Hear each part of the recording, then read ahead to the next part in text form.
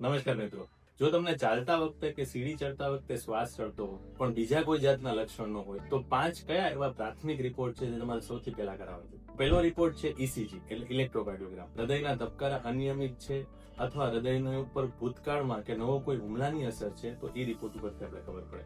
બીજો રિપોર્ટ છે 2D ઇકોકાર્ડિયોગ્રાફી કે જેની અંદર હૃદયની સોનોગ્રાફી થાય અને હૃદયના વાલ નોર્મલ છે કે નહીં, હૃદયનું પમ્પિંગ નોર્મલ છે કે નહીં, હૃદયની પૂરી થવાની કેપેસિટી નોર્મલ છે કે નહીં, અથવા હૃદય ઉપર કોઈ જાતનું લોડ આવ્યું છે કે નહીં, એ આપણે ઇકો ઉપરથી ખબર પડે. ત્રીજો રિપોર્ટ છે ટ્રેડમિલ સ્ટ્રેસ ટેસ્ટ, જેની અંદર પટ્ટા ઉપર તમારે ચાલવાનું અને તમારે ઇસીજી નીકળે એટલે હૃદયની કોઈ નળીમાં ક્યાંય પણ બ્લોકેજ હોય તો એ રિપોર્ટની અંદર પકડાઈ જાય છે. ચોથો રિપોર્ટ છે પલ્મનરી ફંક્શન ટેસ્ટ, એટલે એની અંદર ફૂંક મારી અને ફેફસાની કેપેસિટી આપણે ખ્યાલ આવે છે કે ફેફસાની નળીઓમાં કંઈ બ્લોકેજીસ કે એવું કંઈ છે કે નહીં આપણે ખબર પડે છે. પાંચમો બ્લડના 2 રિપોર્ટ છે, એમાં એક રિપોર્ટ છે હિમોગ્લોબિન એટલે લોહીના ટકા.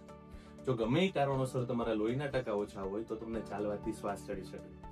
શું કામ? કારણ કે આપણું જે હિમોગ્લોબિન છે એ આપણા શરીરને ઓક્સિજન પૂરું પાડે છે, એટલે જ્યારે હિમોગ્લોબિન ઓછું હોય ત્યારે હૃદયને પણ ઓછું ઓક્સિજન મળે છે. ત્રીજો રિપોર્ટ છે ક્રિએટિનિનનો, જે વધારે પડતો કિડનીનો રિપોર્ટ છે.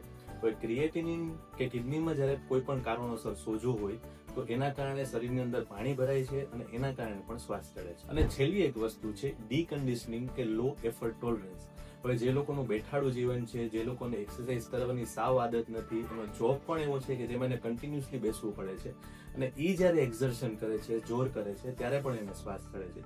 પણ આ જે લો એફર્ટ ટોલરન્સ કે ડીકન્ડિશનિંગ છે એ નિદાન ત્યારે જ થઈ શકે જ્યારે બીજા બધા રિપોર્ટ તમારા નોર્મલ હોય. તો જો તમને ચાલતા વખતે શ્વાસ ચડતો હોય અથવા સીડી ચડતા વખતે શ્વાસ ચડતો હોય તો આપના ડોક્ટર પાસે એનું સચોટ નિદાન કરો. આભાર.